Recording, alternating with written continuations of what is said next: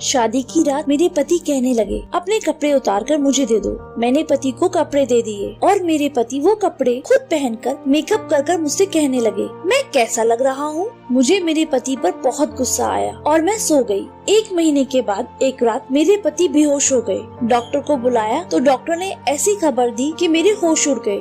मेरा शौहर 3 माह से। मेरा नाम उमेरा है। मेरी जब शादी हुई उस वक्त मेरी उम्र 17 साल थी। सच बताऊं तो मुझे शादी करने का बहुत ज्यादा शौक था। कुछ लड़कियां होती हैं जो कहती हैं हमें बड़े होकर ये बनना है, हमें कोई काम करना है, लेकिन मैं बस यही कहती थी कि मुझे शादी करनी है और अपना घर बसाना है। मुझे ऐसा लगता था कि मेरा कोई पति हो, मेरे लिए ऑफिस से आए तो उसने एक फूल खरीदा हो, हमारे बच्चे हो, मैं घर में खाना बनाकर बैठूं, बच्चे बताएंगे पापा आ गए हैं। इस तरह की छोटी छोटी बातों से ही मैं खुश हो जाया करती थी और बचपन से ही मुझे शादी का बहुत शौक था।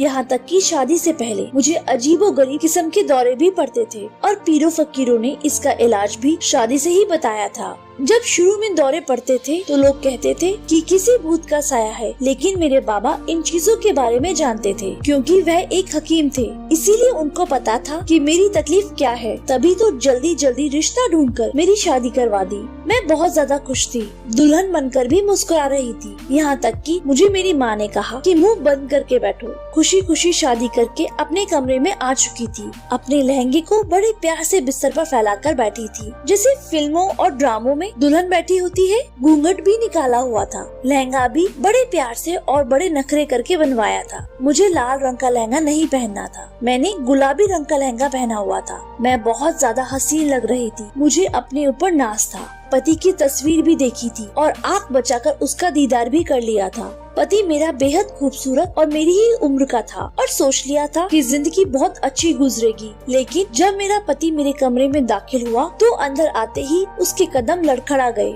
मैं सोचने लगी कि लगता है मेरे हुस्न का ताप नहीं ला पाया है और पहले से ही लड़खड़ा गया है। जब वह मेरे सामने आकर बैठा तो उसके हाथ में कोई तोहफा नहीं था। उसने मेरा घूंघट उठाया और कोई बात भी नहीं कही और कोई बात भी नहीं की। मैंने कहा कि मेरे लिए तोहफा नहीं लेकर आए। तोहफा लाया था, मैंने अलमारी में रख दिया है, तुम खुद ही निकाल लेना। लेकिन अच्छा चलो छोड़ो। मेरे पति ने अपनी बात अधूरी छोड़ दी, पता नहीं क्या कहना चाहता था। खैर अपने पति से मैंने पूछा कि मैं कैसी लग रही हूँ, तो उसने कहा कि ठीक ही लग रही हो। यह बात सुनकर मैं हैरान रह गई कि कोई पति अपनी दुल्हन को पहले दिन ये कहता है कि तुम ठीक लग रही हो। क्या चाहता था वो कि मैं पहले ही दिन बीवी वाला रोब दिखाकर उसे कमरे से बाहर निकाल देती। मेरा थोड़ा सा मूड खराब हो गया और मेरे पति को ये पता भी था, लेकिन उसने मेरा मूड ठीक करने के लिए कुछ भी नहीं कहा। मेरे पति का नाम हमजा था। यहाँ तक कि मैंने यह कह दिया कि मैं बीवी हूँ आपकी, आप मुझसे पहली दफा मिल रहे हैं, कम से कम मेरी थोड़ी तारीफ तो कर देते। तब भी मेरे पति ने ना कोई बात की और ना ही किसी किस्म का कोई रिस्पॉन्स दिया। शायद वो डरा हुआ था, लेकिन उसके बाद उसने एक ऐसी बात कही कि मैं हैरान ही रह गई। उसने कहा कि जाओ जाकर कपड़े बदल कर आओ। तब तो बात समझ में आती थी, लेकिन कपड़े मुझे दे दो वाली बात समझ में न आई। खैर मैं कपड़े बदलने चली गई। बाथरूम में जाकर देखा तो हैरान रह गई। बाथरूम में अंदर जहाँ पर साबुन शैम्पू वगैरह रखे जाते हैं, वहाँ पर मेकअप का काफी सारा सामान पड़ा हुआ था, वो भी बिल्कुल नया और बहुत ही ज्यादा महंगा। जाहिर है ये मेरे लिए ही था। मैं बहुत ज्यादा खुश हुई कि मुझे सरप्राइज देने के लिए मेरे पति ने यह सामान यहाँ पर रखा होगा। मैंने चीजों को थोड़ा लगाकर चेक कर लिया, वाकई कमाल की चीजें थी।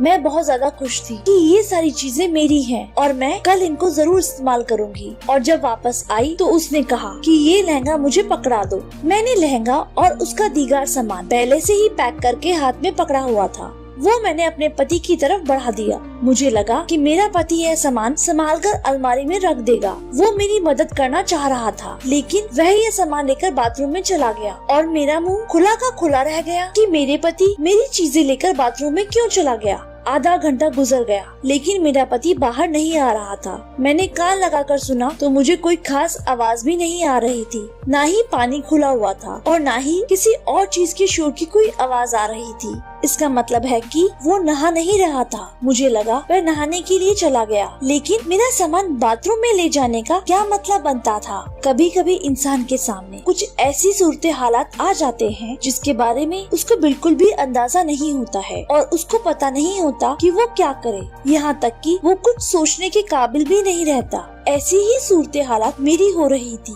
क्योंकि ऐसा किसने सोचा होगा कि आपको दूल्हा कहे कि कपड़े बदल कर आओ, तो फिर वो आपके कपड़े लेकर बाथरूम में चला जाए। इस बात का आखिर क्या मतलब बनता था? 2 घंटे के बाद मेरा पति बाथरूम से बाहर आया। उसको देखकर मेरे कदमों तले से जमीन तो क्या निकलनी थी, मेरे सर से आसमान भी उड़ गया था। ऐसा लगता था कमरे की दीवारें भी आसपास से गायब हो गई हैं। मेरे सामने मेरा ही पति मेरी ही शादी वाला लहंगा पहने और मेरी ही तरह तैयार होकर, यहाँ तक कि बालों का जूड़ा बनाकर बाहर खड़ा हुआ था। कोई भी दुनिया का इंसान हो जो बहुत ज्यादा मजाक करने वाला हो और उसके बारे में ये मशहूर हो ये बहुत ज्यादा मजाक करने वाला है, वो भी शादी की रात अपनी दुल्हन के साथ इस तरह का मजाक नहीं करेगा। इसका मतलब कि ये मजाक तो बिल्कुल भी नहीं था। कुछ समझ में नहीं आ रहा था जब मेरे पति ने अपने कान के पास हाथ रख के अपने नकली बालों को पीछे किया और कहा, बताओ मैं कैसा लग रहा हूँ? तुम पर तो ये रंग बिल्कुल भी नहीं जच रहा था। इतने अच्छे सूट को तुम्हें पहनना ही नहीं था।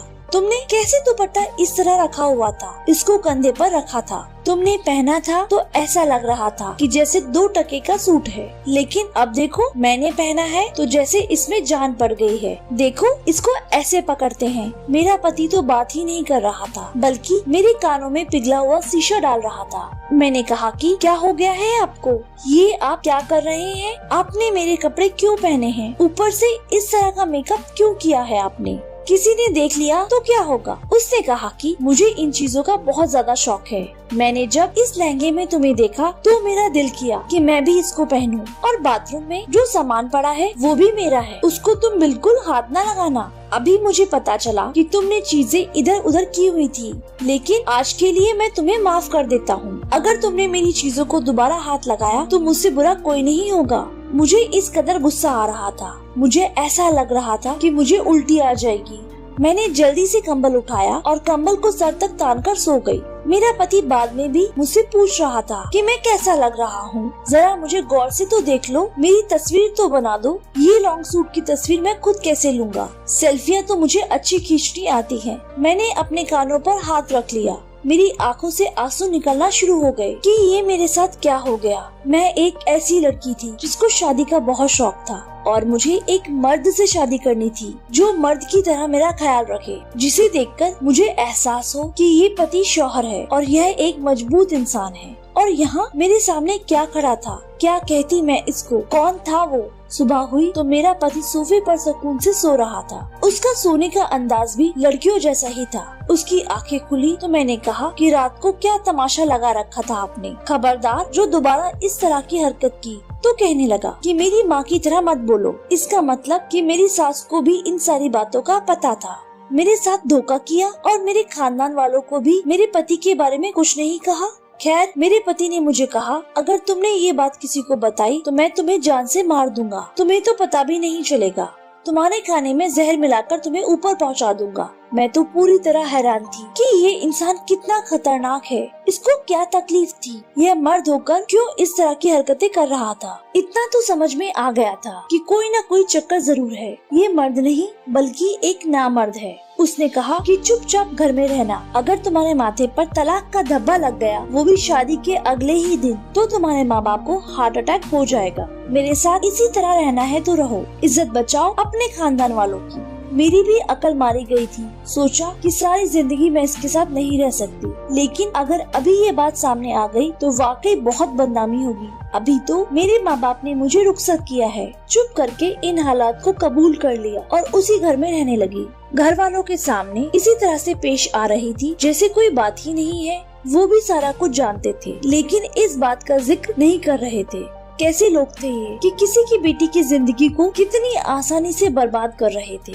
और अब ऐसे मस्त थे कि जैसे कुछ हुआ ही नहीं है। दिन इसी तरह गुजरने लगे। एक दिन मेरा पति जब बाथरूम में था तो मुझे उसकी उल्टियाँ करने की आवाज आने लगी। मुझे कोई परवाह नहीं थी। मेरी तरफ से उसको कुछ भी हो जाता, मेरी जान छूट जाती। मेरी हालत एक हफ्ते में ऐसी हो गई थी जैसे मैंने 20 साल की शादी भुगत ली हो। मेरी शक्ल से रौनक उड़ गई थी। मेरे दिमाग में हमेशा अजीबोगरीब किस्म के हालात और बातें चलती रहती थी कि क्या है मेरी किस्मत में। इस इंसान के साथ रहते हुए अपनी जवानी के दिन बर्बाद कर रही हूँ। इस इंसान के साथ जिंदगी में मैं क्या करूँगी, क्या होगा मेरा? क्या मैं इसके साथ रहते हुए अपनी जवानी के दिन बर्बाद कर रही हूँ? मेरा पति तो सारा दिन या तो बाहर होता या फिर फोन पकड़कर लड़कियों वाले गाने सुनता रहता। कभी ऑनलाइन कपड़े पसंद कर रहा होता था, घर वालों से कहता था अपनी बीवी के लिए ले रहा हूँ, जबकि मुझे उसने कोई चीज नहीं दी थी। अच्छी खासी उल्टियाँ करने के बाद जब मेरा पति बाहर आया तो उसकी हालत कुछ अजीब सी थी। मुझे कहने लगा कि बड़ी बेदर्द हो, मेरी हालत नहीं देख रही हो, मेरे लिए नींबू पानी बना कर लाओ।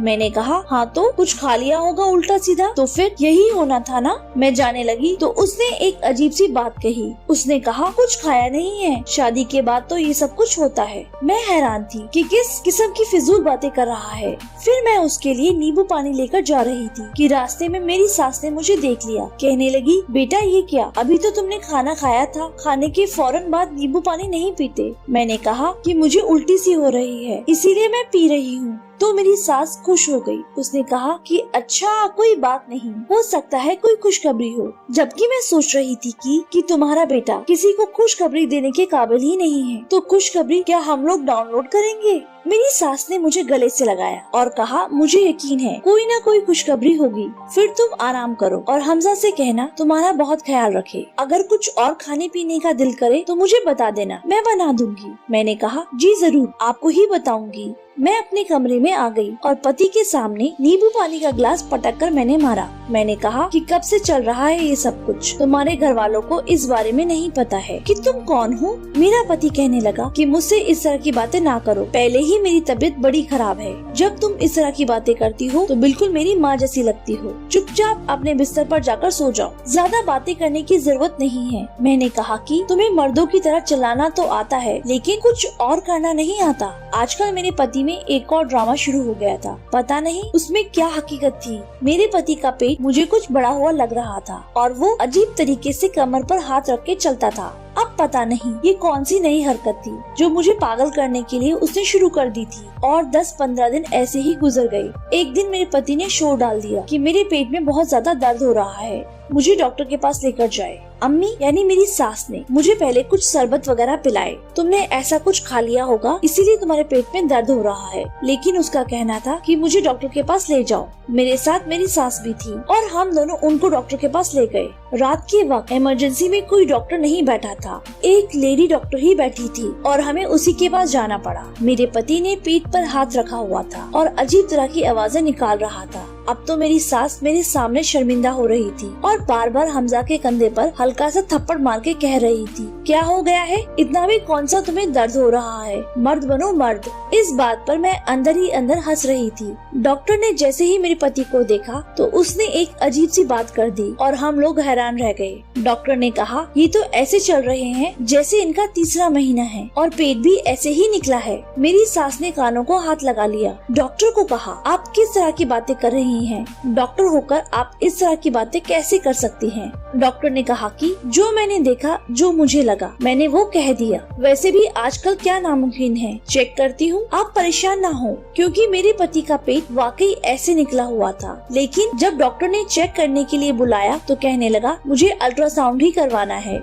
जब डॉक्टर ने अल्ट्रासाउंड कराने के लिए मशीन चलाई तो डॉक्टर ने अपने कानों पर हाथ लगा लिया, क्योंकि मेरे पति ने अपने पेट वाली जगह पर नकली पेट लगाया हुआ था, जो कि शायद उसने ऑनलाइन लिया था। ये देखकर हम लोग हैरान और परेशान रह गए। मेरी सास ने अपने कानों को हाथ लगा लिया, मेरे पति को मारना शुरू कर दिया। फिर तूने ऐसी हरकतें शुरू कर दी बेहया। पर जैसे ही वो पेट निकला तो मेरे पति ने चीखना चिल्लाना शुरू कर दिया, बुरी तरह चीखने चिल्लाने लगा कि ये क्या कर दिया तुम लोगों ने, क्यों ऐसा कर दिया, मेरा बच्चा मर जाएगा। और इस तरह की बातें कर रहा था कि जैसे कोई गर्भवती औरत थी और उसको बच्चा गिरवाने की दवाई दे दी गई हो और वो पूरी तरह से पागल हो गई हो। मैं भी घबरा गई थी। मुझे ऐसा लग रहा था कि मेरे आसपास की सारी दुनिया घूम गई है। मैंने ऐसे मंजर के बारे में कभी सोचा भी नहीं था और न ही देखा था। वहाँ पर इतना बड़ा तमाशा बन गया कि 2 लोगों को आकर मेरे पति को संभालना पड़ा और डॉक्टर ने उसको नींद का इंजेक्शन दे दिया। यह सब देखकर मेरा भी ब्लड प्रेशर हाई हो गया। मेरी सास भी मेरे सामने शर्मिंदा हो गई। पति को हॉस्पिटल छोड़ा और हम दोनों सास बहू घर आ गए। मैंने सबके सामने ये बात बता दी। मैंने कहा आपकी बेटी को बहुत बुरी बीमारी है, उसको थोड़ा बहुत मसला नहीं है, वो अपने आप को एक औरत समझता है। जिसको ये लगता है कि उसकी शादी हो गई है तो उसके बाद उसकी औलाद भी होगी। मेरे माँ बाप भी वहाँ पर आ गए। मेरी सास ने कहा कि मेरे बेटे को बचपन से ही ये बीमारी थी और हम सब यह कहा करते थे कि इस पर जिनों का साया है, लेकिन हमने यह बात किसी को नहीं बताई। तुमसे झूठ बोला हमने, तुम लोगों से माफी मांगते हैं, हमें माफ कर दो। अब बाबा ने भी उन लोगों को बहुत बातें सुनाई और कहा कि अब ये नहीं हो सकता कि हमारी बेटी इस घर में ऐसे इंसान के साथ रहे। वो आपका बेटा नहीं, आपकी बेटी है। इसका ऑपरेशन करवाइए ताकि उसको भी किसी एक तरफ की राह मिल सके।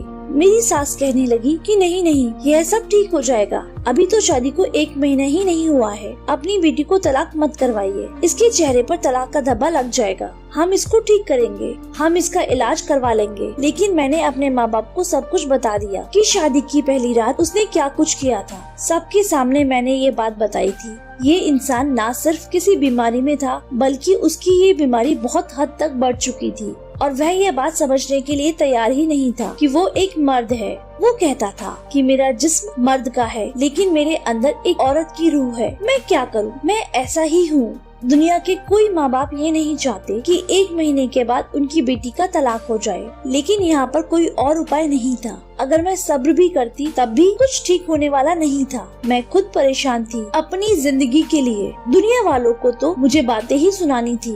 मर्द की गलती भी हो तो भी दुनिया यही कहती है कि गलती तो औरत की ही होती है। मुझे तो अपनी सास की जिद पर हैरानगी हो रही थी कि उनको सब कुछ पता था, फिर भी उन्होंने ये सब किया। उसके बाद भी वो लोग तलाक देने पर राजी नहीं थे। फिर हमने उन पर खुलकर केस कर दिया। मेरे पति के साथ कोई भी लड़की नहीं रह सकती थी। मुझे इंसाफ मिल गया और मैं वापस अपने घर आ गई। मेरे माँ बाप ने मुझसे माफी मांगी क्योंकि जल्दी जल्दी में उन्होंने ये सब कुछ किया था। लेकिन उसके बाद ना जाने क्या हुआ मेरी जिंदगी में। जब ये वाक्य हुआ तो मेरी बीमारी बिल्कुल ठीक हो गई। पता नहीं ये कैसे हुआ, लेकिन अब मैं बिल्कुल ठीक थी और मैंने कुछ साल तक शादी का नाम भी ना लिया। अपनी पढ़ाई जारी रखी। जब मैं 24 साल की हो गई तो फिर मेरे माँ बाप ने मेरी शादी करवाई।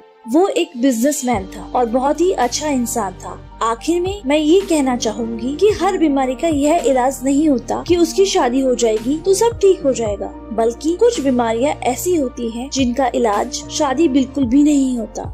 किसी और की बेटी की जिंदगी बर्बाद मत करो। आजकल ये बहुत हो रहा है, इस पर ध्यान दे। ये सब क्यों होता है?